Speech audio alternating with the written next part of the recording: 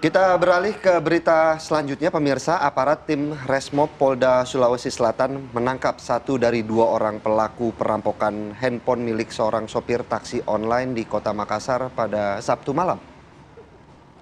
Ya, Anda bisa lihat pemirsa rekaman CCTV yang cukup jelas begitu ya. Ya, Merekam aksi pengeroyokan yang berujung perampokan terhadap seorang sopir taksi online di Jalan Baji ATK di Kecamatan Mamajang, Kota Makassar, Sulawesi Selatan pada beberapa waktu lalu yang kemudian dilakukan oleh dua pria yang berpura-pura menjadi penumpang.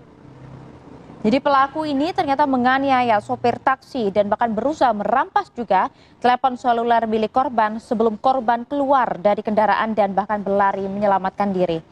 Namun kedua pelaku malah mengejar dan kembali melakukan penganiayaan kepada korban berkali-kali di tepi jalan. Usai melakukan aksinya, kedua pelaku akhirnya berhasil merampas HP milik sang sopir taksi online.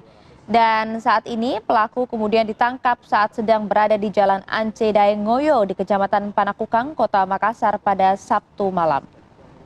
Untuk proses hukum lebih lanjut, polisi langsung kemudian menangkap pelaku dan menyerahkannya ke Polsek Mamajang Makassar, sementara satu orang pelaku lainnya yang tengah dikantongi identitasnya masih dilakukan pengejaran.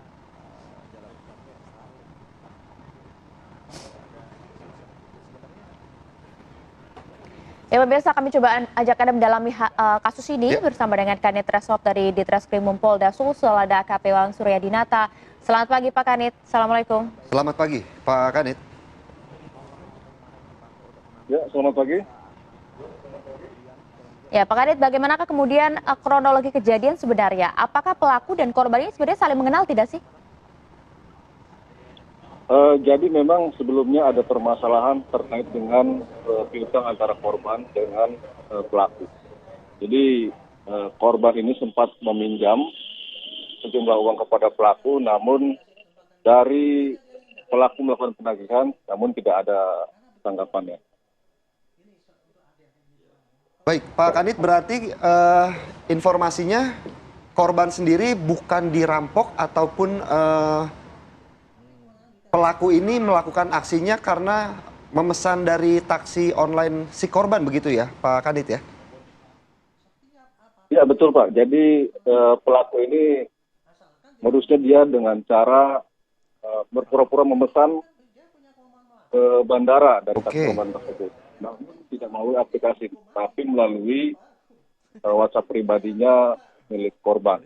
Jadi dipesankan, kemudian ditahu di mana posisi korban, kemudian sampai ke titik penjemputan, masuklah kedua orang pelaku, kemudian melakukan aksinya setelah berjalan dari titik penjemputan sekitar 200 meter. Dan bagaimana dengan pelaku lainnya yang kemarin masih buron, Pak Kanit? Ya, Mbak, jadi kemarin malam sudah kita amankan satu pelaku, inisial AF.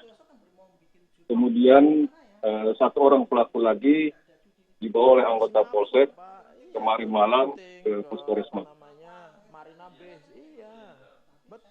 Hasil dari penyelidikan sendiri, Pak Kanit, apakah ini tindakan yang memang sudah direncanakan oleh kedua orang pelaku atau seperti apa? Ya, jadi betul, Mas. Jadi untuk perbuatan ini sudah direncanakan sebelumnya oleh kedua orang pelaku tersebut. Namun ketika saya melakukan interogasi, kenapa mereka lakukan, mereka hilang. Jadi dengan nilai uang yang tidak sebegitu besar, mereka melakukan tindakan yang seperti ini. Berapa Pak nominal uangnya Pak? Kalau untuk nominal uang yang dipinjam korban itu cuma Rp200.000. Baik, dari hasil penyelidikan sendiri untuk kerugian yang dialami korban apakah hanya sebatas handphone yang diambil oleh para pelaku atau ada kerugian-kerugian lain, Pak? Jadi berdasarkan hasil interogasi, kerugian yang dialami oleh korban sekitar 1,3 juta, itu pun hanya dari hasil perampasan handphone.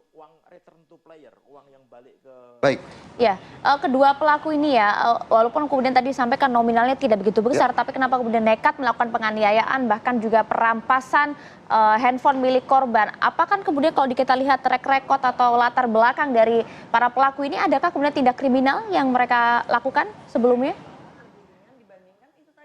Jadi kami sempat cek ke data pelaku. Kebetulan dari pelaku ini keduanya belum pernah melakukan tindak pidana. Jadi ini baru pertama kali melakukan tindak pidana. baik. Ya. Untuk pelaku sendiri apakah sebelumnya sempat menagih secara baik-baik kepada korban begitu ya terkait hutang ataupun uang yang pernah dipinjam oleh korban? Sempat Pak ada Kanit? komunikasi tidak Pak Ya. Kanit? Jadi dilakukan komunikasi karena sebelumnya si korban meminjam uang tidak langsung kepada pelaku, tapi melalui perantara temannya. Jadi pelaku juga melakukan penagihan Oke. melalui perantara temannya ini. Oke, kalau begitu pasal yang akan disangkakan apa Pak? Jadi untuk pasal yang disangkakan sesuai dengan KUHP terbaru itu pasal 479 KUHP terkait dengan tindak pidana pencurian dengan kekerasan. Ancaman hukuman? Untuk ancaman hukuman maksimal penjara 12 tahun. Oke, baik, terima kasih AKP Wawan Suryadinata Kanit Resmob di Reskrimum Polda Sulsel Ya. atas waktunya bersama kami. Terima kasih. Salam Terima presisi. kasih Pak Kanit.